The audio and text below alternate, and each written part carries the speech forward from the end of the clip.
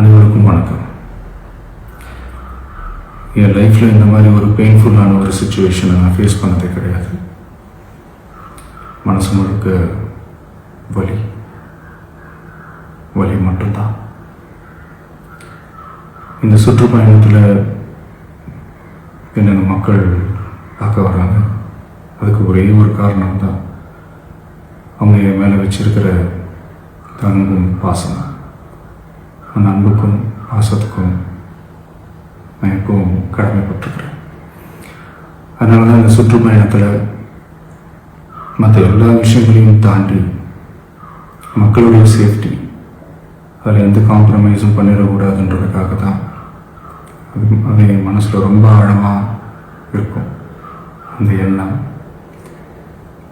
அதனால தான் இந்த அரசியல் காரணங்கள் எல்லாத்தையும் தவிர்த்துட்டு ஒதுக்கி வச்சுட்டு மக்களுடைய சேஃப்டி மட்டும் மைண்டில் வச்சுக்கிட்டு அதுக்கான இடங்களை சூஸ் பண்ணுறது, அதுக்கான இடங்களை பார்த்து பெர்மிஷன் கேட்குறது, போலீஸ் டிபார்ட்மெண்ட்டில் அதை ரிக்வெஸ்ட் பண்ணி கேட்போம். ஆனால் நடக்கக்கூடாதது நடந்துருச்சு. ஆனால் மனுஷன் தானே, அந்த நேரத்தில் அத்தனை பேர் பாதிக்கப்பட்டு இருக்கும்போது எப்படி அந்த ஊரை விட்டுட்டு என்னால் கிளம்பி வர முடியும்? நான் திரும்ப போகணும்னு இருந்துச்சுன்னா அது ஒரு காரணம் காட்டி அங்கே வேறு சில பதட்டமான சுச்சுவேஷன்ஸ், வேறு சில சம்பாவிதங்கள் அந்த மாதிரி எதுவும் நடந்துடக்கூடாதுன்றதுக்காக தான் நான் அவாய்ட் பண்ணேன்.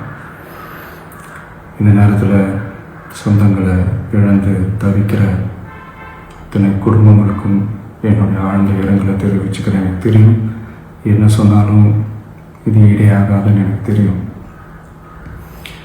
ஹாஸ்பிட்டலில் ட்ரீட் பண்ணிகிட்ருக்கிற எல்லாருமே சீக்கிரமாக க்யூர் ஆகி வரணுன்றது இந்த நேரத்தில் நான் வேண்டிக்கிறேன். கூடிய சீக்கிரமே உங்கள் எல்லாரையும் நான் சந்திக்கிறேன். இந்த நேரத்தில் எங்களுடைய வலிகளை, எங்களுடைய நிலைமையை புரிஞ்சுக்கிட்டு எங்களுக்காக பேசின அரசியல் கட்சிகளை சார்ந்த நண்பர்கள், தலைவர்கள் அனைவருக்கும் என்னுடைய நன்றியை தெரிவிச்சுக்கிறேன். கிட்டத்தட்ட ஒரு 5 மாவட்டத்துக்கு பிரச்சாரத்துக்கு போனோம். இந்த மாதிரி எதுவுமே நடக்கலாம். ஆனால் கரூரில் மட்டும் ஏன் எப்படி நடக்குது, எப்படி நடக்குது? மக்களுக்கு எல்லா உண்மையும் தெரியும். மக்கள் எல்லாத்தையும் பார்த்துக்கிட்டு இருக்கிறாங்க. கரூரை சேர்ந்த அந்த மக்கள் அந்த உண்மையெல்லாம் வெளியில் சொல்லும்போது எனக்கு கடவுளே நேரில் வந்து இறங்கி அந்த உண்மைகள்லாம் சொல்கிற மாதிரி எனக்கு தோணுச்சு.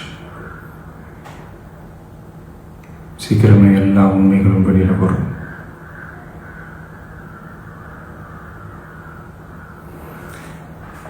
எங்களுக்கு தரப்பட்ட இடத்துல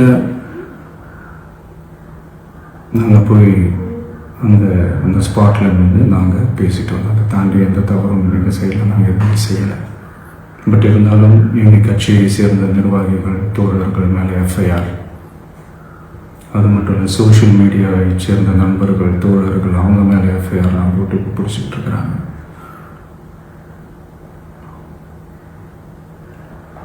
சிஎம் சார், உங்களுக்கு ஏதாவது இந்த பழி வாங்கணும் அப்படின்ற எண்ணம் ஏதாவது இருந்துச்சுன்னா